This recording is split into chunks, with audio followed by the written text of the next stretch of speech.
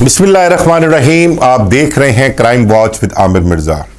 दोस्तों, पिछले दिनों ट्रक्का वाला ख़ानदान और बट बरादरान के दरमियान जो एक सोशल मीडिया पे जंग छिड़ी हुई थी, दोनों तरफ से एक दूसरे पर इल्ज़ामात की बौछार थी, वो अब पिछले 2-3 दिन से मैंने देखा है कि वो कुछ थम चुकी है। कुछ सोशल मीडिया पर मामलात जो है वो दिखाई नहीं दे रहे, लेकिन कोई 5-4 रोज़ पहले जो एक करैक्टर सामने आया था, उस्मान बट नामी करैक्टर, उस करैक्टर ने भी ट्रक्का वाला ख़ानदान के ख़िलाफ़ जो खौफनाक इल्ज़ामात की बौछार की, जो मामलात वो सामने लेके आया, वो बल्कि उस्मान बट का दावा भी है और उसका ये कहना भी है। उसने हर गुफ्तगू जितनी भी की है, उसने कहा जी मैं हल्फन ये गुफ्तगू कर रहा हूँ और ये जो गुफ्तगू मैं कर रहा हूँ ऐसे ही हवा में नहीं कर रहा।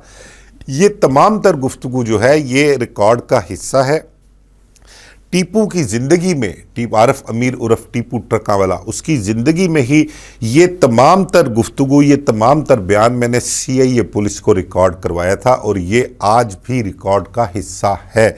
आज भी वो अफसरान जीते जागते हैं जिनके सामने मैंने ये बयान दिए थे। टीपू को CIA लाया गया, अदाकारा नरगिस को CIA लाया गया, DSP मज़हर इकबाल जिसके कत्ल की प्लानिंग की गई थी उसको भी बुलवाया गया। इन सब को रूबरू एक दूसरे के आमने सामने बिठाकर ये सारी गुफ्तगू करवाई गई थी। अच्छा, ये तो सारी चीज़ें सोशल मीडिया पर चल रही हैं, ये सारी चीज़ें मौजूद हैं वहाँ पर। मैं जो आज का व्लॉग इस दुश्मनी के हवाले से मेरा मकसद है करने का, या जो मैं बयान करना चाह रहा हूँ, वो मैंने ये देखा है कि अमीर मोहसिब जो है, आरफ अमीर टीपू ट्रक्का वाला का बेटा और अमीर बलाज टीपू का छोटा भाई, इसके हवाले से मैं आपके साथ कुछ शेयर करूंगा कुछ चीज़ें। वैसे तो इनको बच्चों को, दोनों को, अमीर मोहसिब को और इसको अमीर बलाज, अल्लाह पाक उसको गरीक़े रहमत करे, इन दोनों को मैंने गोद में खिलाया हुआ है। इनके वालिद से मेरा बड़ा अच्छा ताल्लुक़ रहा है एक दौर में, तो वो चंद साल का ताल्लुक़ था हमारा और बड़ा अच्छा वक़्त हमारा गुज़रा था। अमीर मोहसिब के जो मैंने अभी हालात देखे हैं और जिस तरह से वो अब ये दुश्मनी जो है अमीर मोहसिब के कह लें कि उसकी झोली में पड़ चुकी हुई है, उसके कंधों पर ये दुश्मनी का भार आ चुका हुआ है और अब वो ही जो है इस दुश्मनी को लेकर चल रहा है। और जिस तरह से वो दुश्मनी लेकर चल रहा है तो मुझे एकदम ख्याल आया कि ये बिल्कुल वैसे ही अपनी इस दुश्मनी को ट्रीट कर रहा है, उसी तरह मामला देख रहा है जिस तरह से इसका वालिद अमीर आरफ अमीर उर्फ टीपू जो है वो देखा करता था, वो जिस तरह से दुश्मनी निभाता था। यानी कि अमीर मोहसिब अपने वालिद के नक्शे कदम पर है। जिस तरह से उसने दुश्मनी निभाई है उसी तरह से ये अब इस दुश्मनी को साथ लेकर चल रहा है। वो इसलिए कि पुलिस हिरासत में कह लें कि एहसन शाह का जो मुबैना पुलिस मुकाबला हुआ, उस हवाले से जो इल्ज़ामात लगे हैं वो लगे हैं अमीर मोहसिब पर। गोगी बट ने बिल्कुल वाशगाफ अल्फाज में कहा कि जी अमीर मोहसिब ने एहसन शाह को पुलिस हिरासत में क्लाशनकोफ का ब्रस्ट खुद मारा है। फिर उसके अलावा जावेद बट का कत्ल जो होता है, जावेद बट के कत्ल के हवाले से FIR दर्ज होती है अमीर फाते, जो आरफ अमीर टीपू का सबसे छोटा बेटा है। अमीर फाते और कैसर बट के ख़िलाफ़ नामजद FIR दर्ज होती है। उन दोनों को मौके पर शो किया जाता है, लेकिन पुलिस तफ्तीश के दौरान अमीर फाते और कैसर बट ये दोनों उस तफ्तीश में बेगुनाह बेकसूर जो है वो करार पाए जाते हैं। और जो शूटर्स गिरफ़्तार किए जाते हैं उनमें एक अज़हर था और एक और शूटर था, वो जब गिरफ़्तार होते हैं और वो जो कहानी बयान करते हैं उस कहानी के मुताबिक जावेद बट के कत्ल की प्लानिंग या जावेद बट के कत्ल का मास्टरमाइंड अमीर मोहसिब था। अमीर मोहसिब ने ही अपने एक मुलाजम आरफ भट्टी, जो आज तक मफरूर है, जिसका आज तक कुछ पता नहीं चल सका, उसके ज़रिए इन शूटर्स के साथ डील की थी। इनको जो भी 5-5 मरले का घर और जो कैश देना था वो इनके साथ डील हुई थी और उस डील के ही नतीजे में इन शूटर्स ने जावेद बट का कत्ल किया था। खैर, ये सब चलता रहा। जावेद बट का कत्ल भी हो गया, अमीर मोहसिब का नाम उसमें आ गया। उसके बाद अमीर मोहसिब आकर अपनी प्रोटेक्टिव बेल भी करवाता है, करवा के फिर 2-3 तारीखों में पेश होता है और 2-3 तारीखों में ही अमीर मोहसिब की जावेद बट के कत्ल में बेल जो है वो कन्फर्म हो जाती है। और जो शूटर्स हैं वो भी को 2-3 हफ्ते बाद ज़मानतों पर बाहर आ जाते हैं। अब असल जो इसमें मेन किरदार है वो आरिफ भट्टी है। उसको पुलिस अभी तक गिरफ़्तार नहीं कर सकी, उसका सुराग नहीं लगा सकी, तो उसकी तलाश जो है वो जावेद भट्ट के कत्ल में ताहाल जारी है। वो जब तक सामने नहीं आ जाता तो बाकी अमीर मुसब की जो है वो भी जावेद भट्ट के कत्ल से जान छूटी हुई है, और जो शूटर्स हैं उनकी भी जान छूटी हुई है। केस देखते हैं कब तक चलता है, साल हर साल ये मामला जो हैं वो अदालतों में चलते हैं। तो आरिफ अमीर टीपू की मैं बात कर रहा था कि अमीर मुसब अपने वालिद के नक्शे कदम पर है। जिस तरह से उसका वालिद ने माजी में जो मिड 90s में और आफ्टर 2000 जो मामलात इश्तिहारी टॉप 10 थे उस दौर के, उनके साथ जो दुश्मनी थी, जिस तरह से आरिफ अमीर टीपू ने उनके ख़िलाफ़ अपने ताल्लुकात पुलिस अफसरान को कह लें या कह लें कि पैसों का बेदरेग इस्तेमाल किया गया, जिस तरह से उसने वो दुश्मनी निभाई है, मैं अमीर मुसब को भी उसी तरह देख रहा हूँ कि वो उसी तरह से अपनी इस दुश्मनी को जो है वो निभा रहा है।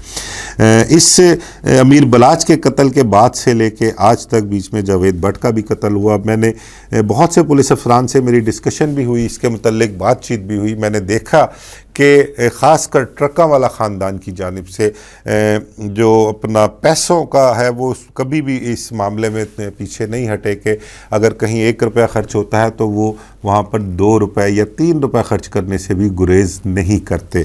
तो उन केसेस के हवाले से भी वो बहुत ही बतना टची हैं और बहुत ही कह लें कि इन मामलात को लेके वो अमीर मुसब चल रहा है। उसको चलाने वाले कुछ पीछे लोग और भी हैं, लेकिन जो चीज़ें सामने न आ रही हैं, जो सामने बज़ाहिर नज़र आती हैं, वो यही हैं कि जिस तरह से आरिफ अमीर टीपू ने मामलात अपनी दुश्मनी के देखे थे, अमीर मुसब भी उसी तरह उन मामलात को देख रहा है। अब गोगी भट्ट की ज़मानत के हवाले से अगर बात करें तो 8 तारीख उसकी पड़ी हुई है और उस 8 तारीख को फ़ैसला अब हो जाएगा। मुझे उम्मीद है कि इस डेट पर जो है वो फ़ैसला होगा कि गोगी भट्ट की बेल जो है वो ख़ारिज की जाती है या कन्फर्म की जाती है। गोगी भट्ट के हवाले से अगर बताऊं तो वो बड़ा पुरुम्मीद है उनका जी, हमें अदालत पर और जो जज साहब हैं उन पर बिल्कुल एतमाद भी है और इत्मीनान भी है हमारा कि वो मेरिट पर हमारा केस सुनेंगे, और हम मेरिट ही चाहते हैं। और मेरिट पर अगर वो हमारा केस सुनेंगे तो इंशाल्लाह इस केस में जो है अमीर बलाच के केस से हमारी जान छूट जाएगी, क्योंकि उनका भी कहना है कि वो हल्फन ईमानी कुरानी अमीर बलाच के कत्ल केस में बेगुनाह है, उनका उस कत्ल से कोई ताल्लुक़ नहीं है। ये उन्होंने बड़ा क्लियर कहा है। अच्छा, जो बहस चल रही है ना, मैंने आपसे पहले भी एक दफ़ा जिक्र किया था कि शहर में आजकल इस हवाले से जो है ये बड़ा बहस का मरकज़ बना हुआ है। ये केस जो है इस हवाले से हर दूसरा शख्स जो है, ख़ासकर अंदरून शहर का रिहायशी जो है, वो एक दूसरे के साथ ये बहस करते हैं, डिस्कस करते हैं इस केस के हवाले से। और जो इन दोनों ख़ानदानों के कुर्बतदार हैं, करीबी हैं, ताल्लुकात वाले हैं, वो ख़ासकर ये गुफ्तगू करते हैं। अच्छा, जिनका ताल्लुक़ टीपू ट्रका वाला ख़ानदान से है, जिनका ताल्लुक़ भट्ट बरादरान से है, बहुत से ऐसे लोग भी हैं जिनका ताल्लुक़ इन दोनों ख़ानदानों से है। अच्छा, उनकी आपस में जब गुफ्तगू होती है तो वो जो डिस्कशन करते हैं, वो डिस्कशन जो है वो कोई कह लें कि इतनी मतलब कि तसल्ली बख्श डिस्कशन नहीं होती। वो खौफनाक सूरत हाल कह लो, ख़तरनाक सूरत हाल कह लो। वो अपनी गुफ्तगू के दौरान ये इकरार करते हैं कि अगर ये मामलात ख़राबी की तरफ जाएंगे, गोगी भट्ट की ज़मानत कैंसिल हो गई, वो गिरफ़्तार हो गया, उसको ज़बरदस्ती जेल में रखा गया और इस केस में उसके साथ ज़्यादती की गई, तो वो कहते हैं, डिस्कशन जो होती है वो कहते हैं कि ये मामलात मज़ीद ख़राबी की तरफ जाएंगे। और ये दुश्मनी जो है, बजाय इसके कि अगर कोई इसके मुतल्लक ये कह सकें कि ये इसका ख़ात्मा हो सकता है या सीज़ फायर हो सकता है, दोनों अपने अपने घरों में रहें, एक दूसरे के खिलाफ़ कोई कार्रवाई नहीं करें, तो वो अमकान जो है वो भी ख़त्म हो जाएगा। इस हवाले से भी बहुत सी बहस जो है वो शहर में जो लोग हैं वो डिस्कस करते हैं। देखें ना, गोगी भट्ट ने जब प्रेस कॉन्फ्रेंस की, गोगी भट्ट को जब गुनहगार लिखा गया मीडिया टॉक की, फिर सोशल मीडिया पर बहुत से प्रोग्राम किए। गोगी भट्ट का कहना था कि JIT जो है वो जानिबदारी का मुजाहरा किया, उसने मुझे गुनहगार लिखे। हालांकि एक DIG और एक SP लेवल के अफसर ने OCU के, जिन्होंने पहले माजी में तफ्तीश की थी, उन्होंने उसको बेगुनाह लिखा तो नहीं, लेकिन ऑन रिकॉर्ड ऑन कैमरा आके उन्होंने कहा कि गोगी भट्ट अमीर बलाच के कत्ल में बेगुनाह है। अब उनकी तफ्तीश को रद्द करते हुए, उनके मौक़िफ़ को पसे पर्दा डालते हुए जो नई JIT बनाई गई एक SP की सरबराही में, उन्होंने गोगी भट्ट को जो है वो इंतहाई भोंडे अंदाज में लिखा। मेरा किसी को मैं पार्टी नहीं हूँ, लेकिन जो ज़िमनी कोई भी पढ़ेगा ना, वो कहेगा इंतहाई भोंडा अंदाज़ है, इंतहाई भोंडे किस्म की ज़िमनी लिखी है उन्होंने, जिस तरह से गोगी भट्ट को गुनहगार करार दिया है उन्होंने। अगर गुनहगार लिखना भी था तो उसकी कोई बेस बनानी चाहिए थी उनको, कुछ चीज़ें जो थी वो मिसल में साथ लगानी चाहिए थी, कोई गवाहियाँ, कोई सबूत, लेकिन मिसल में ऐसी कोई चीज़ अभी तक सामने नहीं आई। और जो माहिर पुराने तफ्तीशी अफसरान हैं, उन्होंने जब मिसल पढ़ी तो उनका भी यही कहना था कि अगर केस की मेरिट पर अदालत में सुनवाई हो, दलाइल हो, तो ये ज़िमनी कहीं भी स्टैंड नहीं करती। इस गुनहगार लिखे जाने पर जो है वो मतलब कि गोगी भट्ट को कोई नुकसान नहीं होगा, अदालत जो है इस ज़िमनी को उड़ा कर रख देगी। ये एक आम राय है तफ्तीशी साहब का जो हैं या जो पुलिस अफसरान हैं कोई, उनके मुतल्लिक मैं आपके साथ बयान कर रहा हूँ। मैं बात कर रहा था गोगी भट्ट की प्रेस कॉन्फ्रेंस के हवाले से, और इस व्लॉग का जो मकसद मैंने आपके साथ बयान किया, अमीर मोसब नक्शे कदम पर अपने वालिद के, ये मेरा मेन जो है मेरी ऑब्जर्वेशन भी है, और जो हालात नज़र आ रहे हैं उस हवाले से।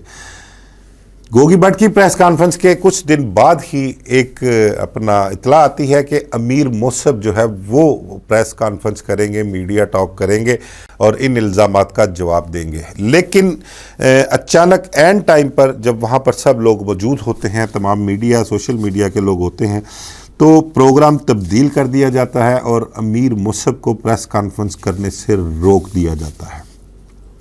उसकी वजह जो मेरा ख्याल तो जो वजह है कि अमीर मोसब को जो लोग पीछे चला रहे हैं इस दुश्मनी के हवाले से, जो मशवरा दे रहे हैं उसको, उन्होंने उसको मना किया कि वो फ्रंट पर ना आए और ना ही मंजर आम पर आए, वो पीछे रहकर मामला को देखे।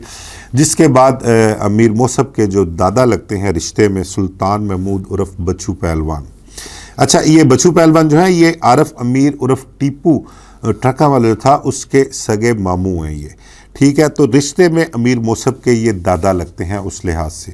तो फिर उन्होंने वो प्रेस कॉन्फ्रेंस की और फिर उसके बाद उन्होंने मुख्तलिफ सोशल मीडिया यूट्यूबर्स को जो थे उन्होंने फिर वो इंटरव्यू भी दिए, और गोगी भट्ट की प्रेस कॉन्फ्रेंस में जो इल्ज़ामात लगाए गए थे उनको जवाबी इल्ज़ामात की सूरत में उन्होंने इंटरव्यूज़ दिए और उसका सारा जवाब उन्होंने दिया।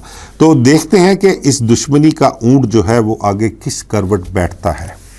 मैं जितने भी मेरे व्लॉग हैं इस हवाले से, इस दुश्मनी के हवाले से, मैंने हमेशा ही इस दुश्मनी के हवाले से खैर ख्वाही मांगी है और रिक्वेस्ट भी की है अफसरान से भी, दोनों ख़ानदानों से भी, और सबको एक मैसेज कन्वे करने की कोशिश की है। एक अमन का रास्ता जो है उसको इख्तियार करना चाहिए, प्यार मोहब्बत का रास्ता इख्तियार करना चाहिए, और वो पुलिस अफसरान या वो लोग जो इस दुश्मनी की आड़ में अपने अपने मफादात, अपने अपने मकासद जो हैं उनको साथ लेकर चल रहे हैं, उनको होश के नाखून लेने चाहिए, उनको खौफ खुदा होना चाहिए।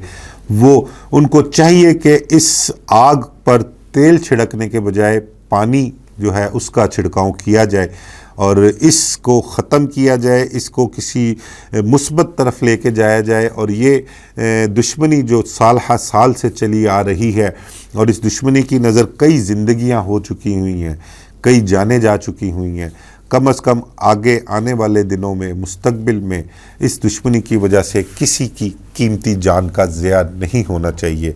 मेरा हमेशा से यही पैगाम रहा है, मेरी ख्वाहिश भी है, मेरा आगे मुस्तकबिल में भी यही पैगाम है कि जो प्यार और अमन का रास्ता है उसको अपनाना चाहिए, और जो हकीकत है, जो असल मामलात हैं उनको साथ लेके चलना चाहिए, और कोशिश करें कि इस दुश्मनी से मज़ीद कोई नुकसान ना हो।